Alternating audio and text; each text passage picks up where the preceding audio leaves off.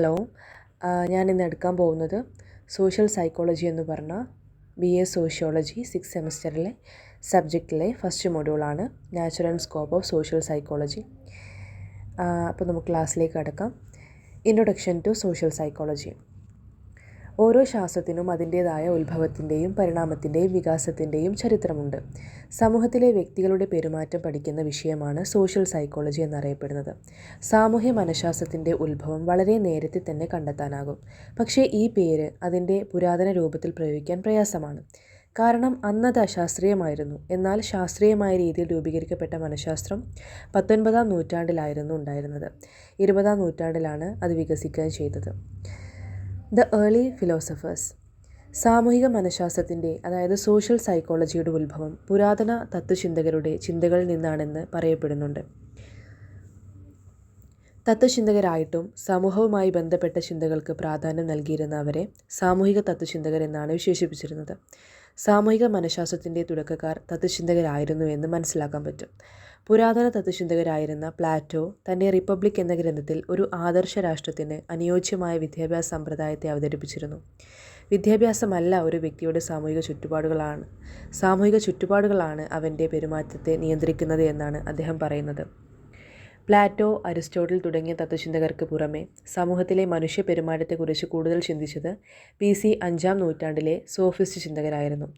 ഗ്രീക്കുകാരായിരുന്ന അവർ മനുഷ്യരുടെ പെരുമാറ്റത്തിൽ സാമൂഹികവും ആത്മീയവുമായിട്ടുള്ള പ്രക്രിയകളുടെ സ്വാധീനത്തെക്കുറിച്ച് പ്രതിപാദിച്ചിരുന്നു. ജർമ്മൻ തത്വചിന്തകരായിരുന്ന ഹെഗൽ, ഫ്രഞ്ച് തത്വചിന്തകനായിട്ടുള്ള അഗസ്റ്റേ കോംതെ തുടങ്ങിയവരും മനുഷ്യൻ്റെ സാമൂഹിക സ്വഭാവത്തിൻ്റെ സവിശേഷതകളെക്കുറിച്ച് വ്യത്യസ്ത അഭിപ്രായങ്ങൾ മുന്നോട്ട് വച്ചിട്ടുണ്ട്. Jean Bodin, Charles Montesquieu, Thomas Hobbes, John Locke, Jean Jacques Rousseau തുടങ്ങിയ ചിന്തകരും അവരിൽ പ്രമുഖരാണ്. അഗസ്റ്റേ കോംതെ എന്ന ചിന്തകൻ സമൂഹത്തിൻ്റെ പുരോഗതിയിൽ മതത്തിനും ആത്മീയതയ്ക്കും ഭൗതിക ഘടകങ്ങൾക്കും സ്ഥാനമുണ്ട് എന്ന് വിശ്വസിച്ചിരുന്നു. എന്നാൽ 1897 ഹെർബർട്ട് സ്പെൻസർ ഈ വീക്ഷണത്തെ വിമർശിച്ചിരുന്നു. ഭരണകൂടത്തിൻ്റെ നിയന്ത്രണത്തിൻ്റെ ആവശ്യകത ഇല്ലാതാക്കുന്ന ചില കൃത്യമായ പ്രകൃതി നിയമങ്ങൾ മൂലമാണ് സമൂഹത്തിൽ പുരോഗതി ഉണ്ടാകുന്നത് എന്നാണ് അദ്ദേഹം പ്രസ്താവിച്ചത്. ഈ സിദ്ധാന്തമാണ് പ്രിൻസിപ്പിൾസ് ഓഫ് ഡിറ്റർമിനിസം എന്നറിയപ്പെടുന്നത്. ഇനി ഫൗണ്ടേഴ്സ് ഓഫ് സോഷ്യൽ സൈക്കോളജി. വിവിധ ഘട്ടങ്ങളിലൂടെ കടന്നുപോയിട്ടാണ് സാമൂഹ്യ മനഃശാസ്ത്രം ഇന്നത്തെ നിലയിൽ എത്തിച്ചത്. Gabriel Tarde, Gustave Le Bon, Edward Alsworth Ross, William MC Dougall എന്നീ ശാസ്ത്രജ്ഞരാണ് സാമൂഹിക മനഃശാസ്ത്രത്തിൻ്റെ ശാസ്ത്രീയ രൂപത്തിൻ്റെ ഉപജ്ഞാതാക്കളായിട്ട് അറിയപ്പെടുന്നത്. ഗബ്രിയേൽ ഗാഡെ എന്ന ഫ്രഞ്ച് നിയമ പണ്ഡിതൻ 1890 പ്രസിദ്ധീകരിച്ച ലിമിറ്റേഷൻസ് ഓഫ് ലോസ് എന്ന ഗ്രന്ഥത്തിൽ സാമൂഹിക പരിസ്ഥിതിയുടെ സ്വാധീനം മാനസിക വീക്ഷണകോണിൽ നിന്ന് വിശകലനം ചെയ്യുന്നുണ്ട്. ടാഡയുടെ കൃതി വന്നതിനു ശേഷം 5 വർഷം കഴിഞ്ഞാണ് ഗസ്റ്റേവ് ലേബോൺ ദ ക്രൗഡ് എന്ന പുസ്തകം പ്രസിദ്ധീകരിച്ചത്. അതിൽ വ്യക്തിഗത മനസ്സിനേക്കാൾ ഇൻഡിവിജ്വൽ മൈൻഡിനേക്കാൾ സംഘ മനസ്സിനാണ്, അതായത് കളക്റ്റീവ് മൈൻഡിനാണ് പ്രാധാന്യമുണ്ടെന്നാണ് അദ്ദേഹം പ്രസ്താവിച്ചത്. മുകളിൽ പറഞ്ഞ ചിന്തകരുടെ എല്ലാം കടന്നുപോയി സാമൂഹിക മനഃശാസ്ത്രം ഇപ്പോൾ ആധുനിക കാലഘട്ടത്തിലെത്തിയിരിക്കുന്നു. സാമൂഹിക മനഃശാസ്ത്രത്തിൻ്റെ ആധുനിക വളർച്ച 19-20 നൂറ്റാണ്ടുകളിലാണ് സംഭവിച്ചത്. ആധുനികരായിട്ടുള്ള പല ചിന്തകരും ഈ ശാസ്ത്രശാഖയുടെ വളർച്ചയ്ക്ക് സംഭാവനകൾ നൽകിയിരുന്നു. ആധുനിക മനഃശാസ്ത്രത്തിൻ്റെ പിതാവായി അറിയപ്പെടുന്ന കേർട്ട് ലെവിനും കൂടാതെ Kimball Young, Richard Stanley, Crutchfield, Theodore Newcomb, Gardner Murphy, GH Mead, Ralph Linton, B Malinowski തുടങ്ങിയ ചിന്തകർ അവരിൽ പ്രമുഖരാണ്. ഇനി അടുത്തതാണ് definitions of social psychology. Social psychology എന്ന വാക്കിൻ്റെ അക്ഷരാർത്ഥത്തിൽ നിന്ന് അത് മനുഷ്യ സമൂഹത്തിൻ്റെ മനഃശാസ്ത്രമാണെന്ന് വ്യക്തമാണ്. എന്നാൽ ശാസ്ത്രീയമായ ഒരു നിർവചനത്തിൽ എത്തിച്ചേരാൻ ഇത് പര്യാപ്തമല്ല. യഥാർത്ഥത്തിൽ ഈ സാമൂഹിക മനഃശാസ്ത്രത്തിൻ്റെ ഭാഗമോ സാമൂഹ്യശാസ്ത്രത്തിൻ്റെ ഒരു ശാഖയോ അല്ല. അതിന് രണ്ടിനും ഇടയിലാണ് അതിൻ്റെ സ്ഥാനം. വ്യക്തികൾ പരസ്പരം ആശയവിനിമയം നടത്തുകയും വ്യക്തിയുടെ ചിന്തകൾ, വികാരങ്ങൾ, ശീലങ്ങൾ എന്നിവയിൽ ഈ ഇടപെടലിൻ്റെ ഫലങ്ങളെ പരാമർശിക്കുകയും ചെയ്യുന്നതിനെ കുറിച്ചുള്ള പഠനമാണ് സോഷ്യൽ സൈക്കോളജി. ഇത് കിംബാൽ യങ്ങിൻ്റെ ഡെഫിനിഷനാണ്. ഇനിയാണ് നാച്ചർ ഓഫ് സോഷ്യൽ സൈക്കോളജി. സാമൂഹിക മനഃശാസ്ത്രം ഒരു ശാസ്ത്രമാണ്. അതിൻ്റെ രീതിയും സ്വഭാവവും ശാസ്ത്രീയമാണ്. സോഷ്യൽ സൈക്കോളജി ശാസ്ത്രീയ രീതികളിലൂടെ മനുഷ്യൻ്റെ പെരുമാറ്റത്തിൻ്റെ സാമൂഹിക വശങ്ങൾ പഠിക്കുന്നുണ്ട്. സോഷ്യൽ സൈക്കോളജി സാമൂഹിക വസ്തുതകൾ കണ്ടെത്തുകയും കാര്യകാരണ ബന്ധം കണ്ടെത്താൻ ശ്രമിക്കുകയും ചെയ്യുന്നുണ്ട്. സോഷ്യൽ സൈക്കോളജി മൂർത്തമായ സാമൂഹ്യ പ്രശ്നങ്ങൾ പരിഹരിക്കുന്നതിന് വേണ്ടി ശ്രമിക്കുന്നു. സോഷ്യൽ സൈക്കോളജിക്ക് അതിൻ്റേതു മാത്രമായിട്ടുള്ള ഒരു ശാസ്ത്രീയ രീതിയുണ്ട്. സാമൂഹ്യ മനഃശാസ്ത്രജ്ഞർ പഠനത്തിനായി വ്യത്യസ്ത രീതികൾ ഉപയോഗിക്കുന്നു, പക്ഷേ അവയെല്ലാം ശാസ്ത്രീയമായിരിക്കണം. സോഷ്യൽ സൈക്കോളജി നിഷ്പക്ഷവും വസ്തുനിഷ്ഠവുമായ തീരുമാനങ്ങളാണ് കൈക്കൊള്ളുന്നത്. സോഷ്യൽ സൈക്കോളജിയുടെ നിയമങ്ങൾ എപ്പോഴും സ്ഥിരീകരിക്കാനാവും, പുനഃപരിശോധിക്കാനും കഴിയും. സാമൂഹിക മനഃശാസ്ത്രം കൃത്യമായ ശാസ്ത്രമാണ്. സാമൂഹ്യ സാഹചര്യങ്ങളിൽ വ്യക്തിഗത പെരുമാറ്റങ്ങൾ പഠിക്കുമ്പോൾ ചിലപ്പോൾ കൃത്യത കുറവ് വരാറുണ്ട്. ഇനി അടുത്തതാണ് subject matter and scope of social psychology. മനുഷ്യനും സഹജീവികളുമായിട്ടുള്ള ബന്ധത്തെ അടിസ്ഥാനമാക്കിയുള്ള ഈ സാമൂഹിക ലോകമാണ് സാമൂഹിക മനഃശാസ്ത്രത്തിൻ്റെ പ്രതിപാദ്യ വിഷയം.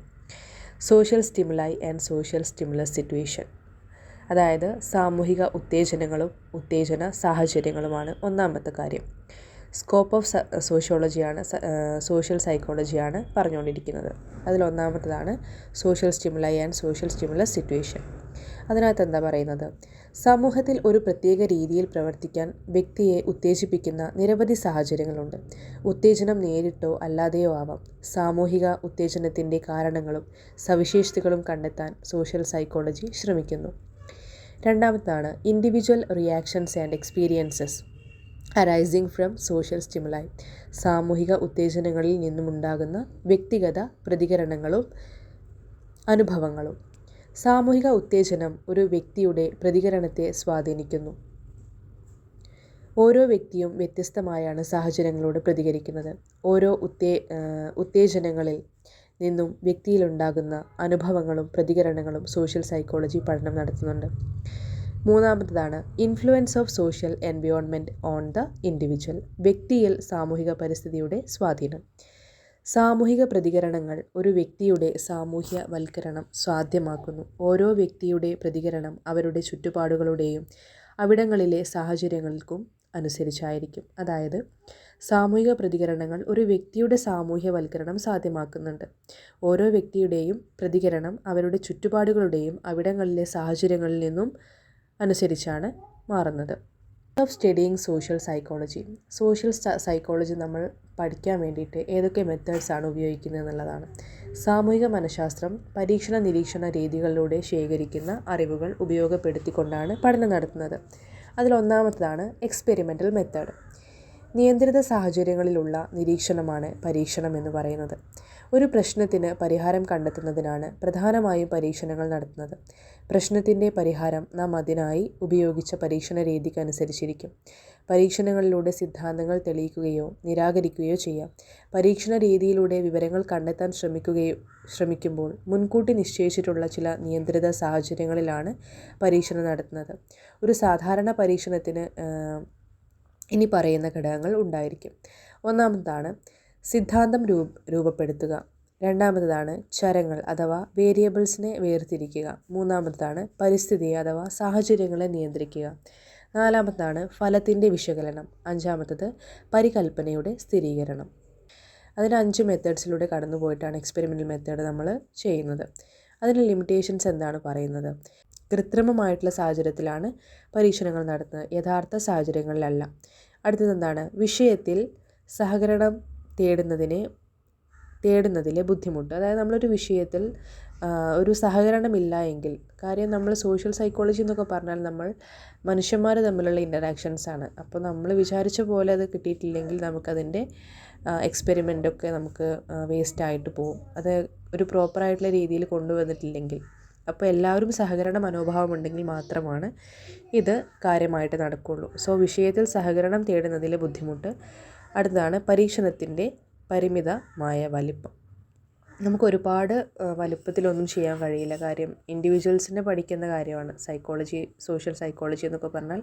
എക്സ്പെരിമെൻ്റൽ രീതിയിൽ പഠിക്കുക എന്ന് പറഞ്ഞാൽ എന്താണ്? ഒരുപാട് പരീക്ഷണങ്ങൾ നമുക്ക് കൃത്രിമമായിട്ടുള്ള സാഹചര്യങ്ങൾ ഉണ്ടാക്കേണ്ടി വരും. അതൊരു യഥാർത്ഥ സാഹചര്യത്തിൽ കൊണ്ടുപോവുകയാണെങ്കിൽ നമുക്ക് നമ്മൾ വിചാരിച്ച കാര്യങ്ങൾ എന്തൊക്കെയാണ് ഒരു സോഷ്യൽ എക്സ്പെരിമെൻ്റ് നടത്തുന്ന സമയത്ത് നമുക്കറിയാം അതിൽ ലിമിറ്റേഷൻസ് എന്തൊക്കെയാണെന്ന്. കൂടുതലായിട്ട് വികാരഭരിതമായിട്ടുള്ള സന്ദർഭങ്ങളൊക്കെ ഉണ്ടാവാനുള്ള ചാൻസുകളുണ്ട്. സോ ആ ഒരു പ്രോബ്ലം നമുക്ക് ഫേസ് ചെയ്യേണ്ടതായിട്ട് വരും. അടുത്താണ് ഒബ്സർവേഷണൽ മെത്തേഡ്. സാമൂഹ്യ മനഃശാസ്ത്രത്തിൻ്റെ ഒരു പ്രധാന പഠന രീതിയാണ് നിരീക്ഷണം. ശ്രദ്ധാപൂർവം വീക്ഷിക്കുക എന്നതാണ് നിരീക്ഷണം കൊണ്ട് അർത്ഥമാക്കുന്നത്. യഥാർത്ഥത്തിൽ ഒരു വ്യക്തിയുടെയോ ഒരു ഗ്രൂപ്പിൻ്റെയോ പ്രവർത്തനങ്ങളെ നിരീക്ഷിക്കുകയും ശ്രദ്ധിക്കുകയും ചെയ്യുന്ന രീതിയാണിത്. നിരീക്ഷിച്ചറിയുന്ന വിവരങ്ങളുടെ ആധികാരികത നിരീക്ഷകൻ്റെ നിരീക്ഷിക്കാനുള്ള കഴിവിലാണ്. നിരീക്ഷണത്തോടൊപ്പം രേഖപ്പെടുത്തലും ആവശ്യമാണ്. ഇന്ദ്രിയബോധം, അതായത് സെൻസേഷൻ, ശ്രദ്ധ, അറ്റൻഷൻ, അവബോധം, പെർസെപ്ഷൻ എന്നിവയാണ് നിരീക്ഷണത്തിൻ്റെ ഘടകങ്ങൾ. നിരീക്ഷണ രീതിയിൽ പ്രധാനമായും 5 ഘട്ടങ്ങൾ കാണാം. അതായത് നിരീക്ഷണത്തിൽ നമ്മൾ 3 കാര്യങ്ങൾ വേണം. 1 സെൻസേഷൻ, 2 അറ്റൻഷൻ, 3 പെർസെപ്ഷൻ. അപ്പോൾ എന്താണെന്ന് വെച്ചാൽ, ഇപ്പോൾ നമ്മൾ നിരീക്ഷിക്കണമെങ്കിൽ ആ നിരീക്ഷകന് ഒരുപാട് ക്വാളിറ്റീസ് അത്യാവശ്യമാണ്. കാര്യം നിരീക്ഷിക്കാനുള്ള കഴിവ് വേണം, അത് വിശകലനം ചെയ്യാനുള്ള കഴിവ് വേണം, അതെങ്ങനെയാണ് അങ്ങനെ വന്നത് എന്നുള്ള കാര്യം, അതുപോലെ അതിൽ കോൺസെൻട്രേഷൻ ചെയ്യാനുള്ള അറ്റൻഷനൊക്കെ വേണം. അപ്പോൾ ഈ കാര്യങ്ങളൊക്കെ ഉണ്ടെങ്കിലാണ് നിരീക്ഷണം പ്രോപ്പറായിട്ട് നടക്കുകയുള്ളൂ. സോ അതിന് 5 ഘട്ടങ്ങളാണ് പറയുന്നത്. ഒന്നാമത്തത് പെരുമാറ്റം നിരീക്ഷിക്കൽ, രണ്ടാമത്തത് പെരുമാറ്റം ശ്രദ്ധിക്കൽ, 3 പെരുമാറ്റം വ്യാഖ്യാനിക്കൽ, 4 പെരുമാറ്റം വിശകലനം ചെയ്യൽ, 5 സാമാന്യവൽക്കരണം.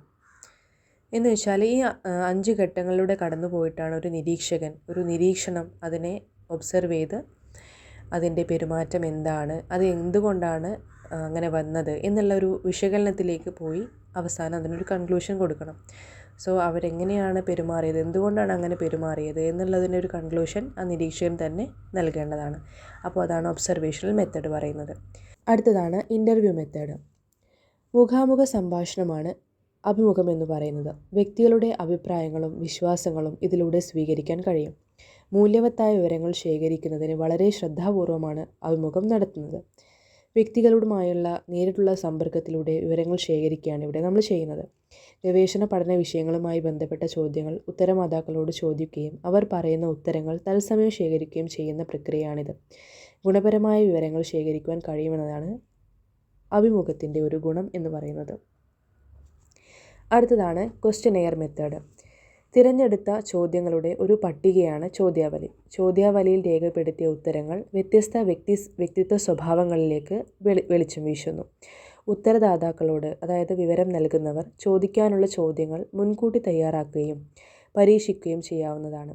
ചോദ്യങ്ങൾ അച്ചടിച്ച് അതിൻ്റെ പകർപ്പുകൾ പ്രതികരിക്കുന്നവർക്ക് അയച്ചു കൊടുക്കാം. ഒരേ സമയം ഒരു കൂട്ടം ആളുകളിൽ നിന്ന് വിവരങ്ങൾ ശേഖരിക്കുന്നതിനാൽ അഭിമുഖത്തേക്കാൾ ഈ രീതിക്ക് സമയം കൂടുതൽ വേണം. ക്വസ്റ്റ്യനെയറിന് ഒരുപാട് സമയമെടുക്കും. അതിൻ്റെ മെറിറ്റ്സ് എന്തൊക്കെയാണെന്ന് നോക്കാം. കുറഞ്ഞ ചെലവിൽ വൻതോതിൽ അറിവ് നേടാൻ സാധിക്കും. വ്യക്തി താൽപ്പര്യങ്ങളും അഭിപ്രായങ്ങളും പഠിക്കാൻ ഈ രീതി ഉപയോഗിക്കാം. പ്രതികരിക്കുന്നവരിൽ നിന്നും നേരിട്ട് ശേഖരിക്കുന്ന വിവരങ്ങളായതിനാൽ വിവരങ്ങൾക്ക് വിശ്വാസ്യത കൂടും. ഡീമെറിറ്റ്സ് എന്തൊക്കെയാണെന്ന് നോക്കാം. പ്രതികരണത്തെക്കുറിച്ച് കൂടുതൽ അന്വേഷണം സാധ്യമല്ല. ആത്മനിഷ്ഠ വിവരങ്ങൾ ലഭിച്ചേക്കാം. കൂടുതൽ സമയനഷ്ടം അനുഭവിച്ചേക്കാം. ഉത്തരദാതാക്കളുടെ മുൻവിധികൾ വിവരങ്ങൾ തെറ്റായതാക്കുന്നു. ഇനി അടുത്തതാണ് കേസ് സ്റ്റഡി മെത്തേഡ്. മനുഷ്യൻ്റെ ജീവിതവുമായി ബന്ധപ്പെട്ട വസ്തുതകൾ ശേഖരിക്കുന്ന രീതിയാണ് കേസ് സ്റ്റഡി മെത്തേഡ്. സാധാരണവും അസാധാരണവുമായിട്ടുള്ള വ്യക്തിത്വങ്ങളുടെ സ്വഭാവവും വശങ്ങളും പഠിക്കാൻ ഈ രീതി ഉപയോഗിക്കാം. അംഗീകൃത ശൈലിക്ക് വ്യത്യസ്തമായി പ്രവർത്തിക്കുന്ന വ്യക്തിയെ പഠിക്കുന്നതാണ് ഈ രീതി ഉപയോഗിക്കാം. ഈ രീതി പ്രയോഗിക്കുന്നതിന് വിദഗ്ധരും കാര്യക്ഷമതയുള്ള ആളുകളെ നമുക്ക് ആവശ്യമാണ്. അതായത് ഒരു അംഗീകൃതമായിട്ടുള്ള ഒരു ശൈലിയുള്ള ഒരു ശൈലി നമുക്കറിയാമല്ലോ. ഒരു വ്യക്തി എങ്ങനെ ആയിരിക്കണം എന്നുള്ള ഒരു മുൻവിധി ഉണ്ടല്ലോ. അതിൽ നിന്നും വ്യതിചലിച്ചിരിക്കുന്ന പ്രവർത്തിക്കുന്ന വ്യക്തികളെക്കുറിച്ച് പഠിക്കാനുള്ള രീതിക്ക് നമുക്ക് കേസ് സ്റ്റഡി ഉപയോഗിക്കാം. ഓക്കെ. അടുത്തതാണ് സർവേ മെത്തേഡ് എന്ന് പറയുന്നത്. ഒരു വസ്തുതയെ കുറിച്ച് വിപുലമായ രീതിയിലുള്ള അവലോകനമാണ് പര്യവേഷണം, കൂടിക്കാഴ്ചകൾ, ചോദ്യാവലികൾ എന്നിവയിലൂടെ ഒരു പ്രതിഭാസവുമായിട്ടുള്ള ബന്ധപ്പെട്ട വിവരങ്ങൾ നേരിട്ട് ശേഖരിക്കുന്ന രീതിയാണ് സർവേ മെത്തേഡ് എന്ന് പറയുന്നത്. സാധാരണയായി പര്യവേഷണത്തിൽ ഒരു ഭൂമിശാസ്ത്രപരമായിട്ടുള്ള പ്രദേശത്തെ കേന്ദ്രീകരിച്ചുള്ള പഠനങ്ങളാണ് നടക്കുന്നത്. പ്രശ്നങ്ങൾ പഠിക്കുന്നതിലൂടെ പ്രശ്നങ്ങൾക്ക് പരിഹാരം കാണാനാണ് ശ്രമിക്കുന്നത്. പര്യവേഷണത്തിൽ പ്രതികരിക്കുന്നവരെ കണ്ടെത്തുന്നതിനായി 2 രീതികളുണ്ട്. ഒന്നാമതാണ് പ്രോബിലിറ്റി സാമ്പിളിംഗ്, രണ്ടാമതാണ് ക്വോട്ട സാമ്പിളിംഗ്. ആദ്യത്തേത് പ്രോബിലിറ്റി സാമ്പിളിംഗ്. അതെന്താണെന്ന് നോക്കാം. ഒരു ജനസംഖ്യയിലുള്ള അല്ലെങ്കിൽ സോഴ്സ് ലിസ്റ്റിലുള്ള എല്ലാ യൂണിറ്റുകൾക്കും സാമ്പിൾ ആയി തിരഞ്ഞെടുക്കൽ അനുവാദം നൽകുന്ന രീതിയാണ് പ്രോബിലിറ്റി സാമ്പിളിംഗ് എന്ന് പറയുന്നത്. ക്വോട്ട സാമ്പിളിംഗ് എന്താണ്? വിവിധ വിഭാഗക്കാരിൽ നിന്നും പ്രത്യേക അനുപാതമനുസരിച്ച് സാമ്പിൾ തിരഞ്ഞെടുക്കുന്ന രീതിയാണിത്. പ്രായം, ലിംഗം, വരുമാനം, വർഗം എന്നിവയുടെ അടിസ്ഥാനത്തിൽ ജനസംഖ്യയെ വിഭജിച്ച് ഓരോ യൂണിറ്റിൽ നിന്നും സാമ്പിൾ കണ്ടെത്തുന്നു. അതാണ് ക്വോട്ട സാമ്പിളിംഗ്. അടുത്തതാണ് സൈക്കോ അനലിറ്റിക്കൽ മെത്തേഡ്. വ്യക്തികളുടെ വ്യക്തിത്വം വിലയിരുത്തുന്നതിന് 2 നടപടിക്രമങ്ങളാണുള്ളത്. ഒന്നാമത്തത് സ്വപ്ന വിശകലനം അഥവാ ഡ്രീം അനാലിസിസ്. 2 സ്വതന്ത്രമായ കൂട്ടായ്മ ഫ്രീ അസോസിയേഷൻ. ഈ 2 രീതിയിലൂടെയാണ് നമ്മൾ വ്യക്തികളുടെ വ്യക്തിത്വം വിലയിരുത്തുന്നത്. ഈ 2 നടപടിക്രമങ്ങളും വ്യക്തിത്വത്തിൻ്റെ അബോധാവസ്ഥയിലുള്ള സ്വഭാവ സവിശേഷതകളെ കാണിക്കുന്നു. അസാധാരണമായ ആളുകളുടെ വ്യക്തിത്വ സവിശേഷതകളും മാനസിക രോഗങ്ങളും കണ്ടെത്തുന്നതിനാണ് ഈ രീതി ഉപയോഗിക്കുന്നത്. അതായത് അസാധാരണമായിട്ടുള്ള ആളുകൾ, അതുപോലെ അങ്ങനെയുള്ള വ്യക്തിത്വ സവിശേഷതകളെക്കുറിച്ചും മാനസികമായിട്ടുള്ള സംഘർഷ രോഗങ്ങളുള്ള ആളുകളെക്കുറിച്ചൊക്കെ കണ്ടെത്തുന്നതിന് വേണ്ടിയിട്ടാണ് നമ്മൾ ഈ ഒരു രീതി ഉപയോഗിക്കുന്നത്, അതായത് സൈക്കോ അനലിറ്റിക്കൽ മെത്തേഡ് ഉപയോഗിക്കുന്നത്. അടുത്തതാണ് പ്രൊജക്റ്റീവ് ടെക്നിക്സ്. നിരീക്ഷണം, അഭിമുഖം, ചോദ്യാവലി എന്നീ രീതികളിലൂടെ വ്യക്തികളുടെ മനോഭാവങ്ങൾ, അഭിപ്രായങ്ങൾ എന്നിവ മാത്രമേ രേഖപ്പെടുത്താൻ കഴിയൂ. എന്നാൽ വ്യക്തികളുടെ മാനസിക സ്വഭാവങ്ങളെ പൂർണ്ണമായി മനസ്സിലാക്കാൻ ഈ രീതി പര്യാപ്തമല്ല. അതിനാണ് പ്രൊജക്റ്റീവ് ടെക്നിക്സ് ഉപയോഗിക്കുന്നത്. അതായത് ചില ബാഹ്യ പ്രേരണകളോടുള്ള വ്യക്തികളുടെ പ്രതികരണങ്ങൾ മനസ്സിലാക്കുകയാണ് പ്രൊജക്റ്റീവ് ടെക്നിക്സിൽ നമ്മൾ ചെയ്യുന്നത്. അതിലൊന്നാമത്തേതാണ് TAT, തിമാറ്റിക് അപ്പെർസെപ്ഷൻ ടെസ്റ്റ് എന്ന് പറയുന്നത്. 1930 അമേരിക്കയിലെ ഹാർവാർഡ് യൂണിവേഴ്സിറ്റിയിലെ സൈക്കോളജിസ്റ്റായിട്ടുള്ള Henry A Murray, Christina D Morgan എന്നിവർ വ്യക്തിത്വ പഠനത്തിനായി ആവിഷ്കരിച്ചിട്ടുള്ള ഒരു പരീക്ഷണ രീതിയാണ് TAT. വ്യത്യസ്തമായിട്ടുള്ള 20 ചിത്രങ്ങൾ വ്യക്തികളെ കാണിച്ച് ഓരോ ചിത്രത്തിൻ്റെയും വിവരണം നൽകാൻ ആവശ്യപ്പെടും. ഓരോ ചിത്രം കാണിക്കുമ്പോഴും അതിലെ ഇപ്പോഴത്തെ രംഗം, ആ രംഗം വരുന്നതിന് മുൻപുള്ള രംഗം, ഇനി ഉണ്ടായേക്കാവുന്ന രംഗങ്ങൾ എന്നിവയെക്കുറിച്ച് വ്യക്തികളുടെ താല്പര്യങ്ങൾ വിലയിരുത്തുന്നു. അതിലൂടെ വ്യക്തിത്വം വിലയിരുത്തുന്നു. അടുത്തതാണ് ഇങ്ക് ബ്ലോട്ട് ടെസ്റ്റ് എന്ന് പറയുന്നത്. ഹെർമൻ റോഷാക്ക് എന്ന സ്വിറ്റ്സർലാൻഡ്കാരനായിട്ടുള്ള ഒരു മനോവിദഗ്ധനാണ് വ്യക്തിത്വ പഠനത്തിനായി ഇങ്ക് ബ്ലോട്ട് ടെസ്റ്റ് എന്ന് പറഞ്ഞൊരു പരീക്ഷണം മുന്നോട്ട് വെച്ചത്. ഇങ്ക് ബ്ലോട്ട് ടെസ്റ്റ് എന്ന് പറയുന്നത് 10 വ്യത്യസ്ത രൂപങ്ങൾ ഉണ്ടാക്കി അവ തുടർച്ചയായിട്ടൊരു വ്യക്തിയെ കാണിച്ച് ഓരോ രൂപവും എന്തിനെ പ്രതിനിധാനം ചെയ്യുന്നു എന്ന് പറയാൻ അവർ ആവശ്യപ്പെടുന്നു. അങ്ങനെ ആവശ്യപ്പെടുന്ന സമയത്ത് അവരുടെ പ്രതികരണങ്ങളുടെ വിശകലനത്തിലൂടെ ഒരു വ്യക്തിയുടെ മാനസിക നില മനസ്സിലാക്കണമെന്നാണ് അദ്ദേഹം പറയുന്നത്. അങ്ങനെ മനസ്സിലാക്കാൻ പറ്റുമെന്നാണ് അദ്ദേഹം പറയുന്നത്. അതാണ് ഇങ്ക് ബ്ലോട്ട് ടെസ്റ്റ് എന്ന് പറയുന്നത്. Major themes of social psychology. ഇനി അടുത്തതാണ് major themes of social psychology. ഒന്നാമത്തത് സോഷ്യൽ കോഗ്നിഷൻ ആൻഡ് പെർസെപ്ഷൻ. സാമൂഹിക മനഃശാസ്ത്രത്തിൻ്റെ ആദ്യത്തെ തീം അറിവും ധാരണയുമാണ്. അറിവ് അടിസ്ഥാനപരമായിട്ട് ഒരു ചിന്ത പ്രക്രിയയാണ്. ആളുകൾ ചിന്തിക്കുന്നതിലൂടെയാണ് അറിവുകൾ നേടുന്നത്, അല്ലേ? അതാണ് സോഷ്യൽ കോഗ്നിഷൻ ആൻഡ് പെർസെപ്ഷൻ. അടുത്തതാണ് the self in A social context. ഒരു സാമൂഹിക സാഹചര്യത്തിൽ നമ്മുടെ സ്വത്വം, അതായത് സെൽഫ് നിർവചിക്കലാണ് ഇവിടെ ചെയ്യുന്നത്. മറ്റുള്ളവർ തന്നെക്കുറിച്ച് എങ്ങനെ വിലയിരുത്തുന്നു എന്നതിൻ്റെ അടിസ്ഥാനത്തിലാണ് ഓരോ വ്യക്തിയുടെയും സ്വത്വം നിർവചിക്കപ്പെടുന്നത്. അടുത്തതാണ് ആറ്റിറ്റ്യൂഡ് പെർസ്വേഷൻ. സാമൂഹിക മനഃശാസ്ത്രത്തിലെ ഈ ആശയം വ്യക്തികളെ ഓരോ സാഹചര്യങ്ങളിലും വ്യത്യസ്ത രീതിയിൽ ചിന്തിക്കുവാനും ചിന്തക്കനുസരിച്ചുള്ള വികാരങ്ങൾ വ്യക്തിയുടെ മനോഭാവത്തെ എങ്ങനെ സ്വാധീനിക്കുന്നു എന്നും വിലയിരുത്താനും ശ്രമിക്കുന്നു. അടുത്തതാണ് ഗ്രൂപ്പ് ഡെസിഷൻസ്. കൂട്ടായ തീരുമാനങ്ങളാണ് സാമൂഹ്യ മനഃശാസ്ത്രത്തിൻ്റെ മറ്റൊരു ആശയം. ഓരോ വ്യക്തിയും സ്വതന്ത്രമായ തീരുമാനങ്ങളിൽ പരാജയപ്പെടുന്നത് എന്തുകൊണ്ടാണ്? ഒരു തീരുമാനം കൈക്കൊള്ളാൻ ഗ്രൂപ്പുകൾ എത്രത്തോളം സഹായിക്കുന്നുണ്ട് എന്ന് തുടങ്ങിയ കാര്യങ്ങൾ സാമൂഹ്യ മനഃശാസ്ത്രം പ്രതിപാദിക്കുന്നുണ്ട്. അടുത്തതാണ് അട്രാക്ഷൻ ആൻഡ് ക്ലോസ് റിലേഷൻഷിപ്പ്. വ്യക്തികൾക്കിടയിലുള്ള അടുത്ത ബന്ധങ്ങളും ആകർഷണവുമാണ് സാമൂഹിക മനഃശാസ്ത്രത്തിൻ്റെ മറ്റൊരു പ്രധാന ആശയം. ആളുകൾ പരസ്പരം ആകർഷിക്കപ്പെടുന്നത് എന്തിനാണെന്നും സ്നേഹം എങ്ങനെ പ്രാവർത്തികമാക്കപ്പെടുന്നു എന്നും ഇതിൽ പ്രതിപാദിക്കുന്നു. അടുത്തതാണ് പ്രോ സോഷ്യൽ ബിഹേവിയർ. സമൂഹത്തിനോ വ്യക്തികൾക്കോ പ്രയോജനം ചെയ്യുന്ന രീതിയിലുള്ള സാമൂഹിക സ്വഭാവത്തെക്കുറിച്ച് സാമൂഹിക മനഃശാസ്ത്രം പ്രതിപാദിക്കുന്നു. മറ്റുള്ളവരെ സഹായിക്കുക, ആവശ്യ വസ്തുക്കൾ പങ്കിടുക, സംഭാവനകൾ ചെയ്യുക, ആശ്വസിപ്പിക്കുക, സന്നദ്ധ സേവനങ്ങൾ ചെയ്യുക തുടങ്ങിയവയാണ് അവയിൽ ഉൾപ്പെടുന്നത്. പ്രോ സോഷ്യൽ ബിഹേവിയർ എന്ന് പറയുന്നത്. ഇതാണ് സ്റ്റീരിയോ ടൈപ്സ്, പ്രീജുഡൈസ് ആൻഡ് ഡിസ്ക്രിമിനേഷൻ. ദൈനംദിന സംഭാഷണങ്ങളിൽ മുൻവിധി, വിവേചനം എന്നീ പദങ്ങൾ പ്രാധാന്യം കൂടുതലാണ്. മുൻവിധികൾ പലപ്പോഴും പോസിറ്റീവായിരിക്കലാണ് സാധാരണ, പക്ഷേ ചില സമയങ്ങളിൽ അത് നെഗറ്റീവായി മാറുന്നതിനും കാരണമാകാം. ഇവയും സാമൂഹിക മനഃശാസ്ത്രത്തിൻ്റെ പ്രതിപാദ്യ വിഷയമാണ്. മൊഡ്യൂൾ 1ൻ്റെ പാർട്ട് 2 നെക്സ്റ്റ് ക്ലാസ്സിൽ നമ്മൾ എടുക്കുന്നതായിരിക്കും. ഇതെല്ലാവർക്കും മനസ്സിലായി എന്ന് വിചാരിക്കുകയാണ്. എല്ലാവർക്കും താങ്ക് യു സോ മച്ച്.